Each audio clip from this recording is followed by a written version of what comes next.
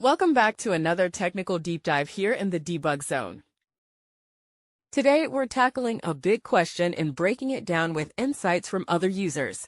Hopefully, this clears up some misconceptions and helps you get the answer you need.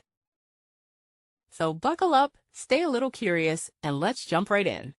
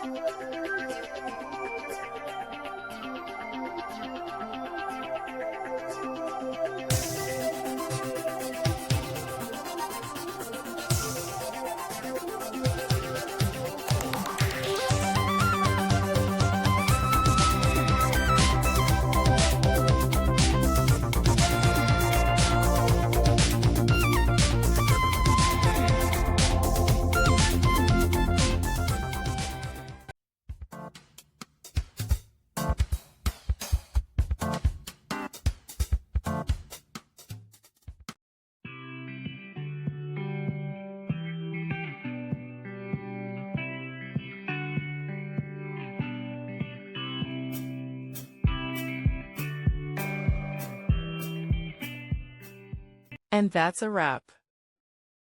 I hope you found the answer you were looking for. If you did, take a second to hit that subscribe button. It really helps out. And let me know in the comments which solution worked best for you.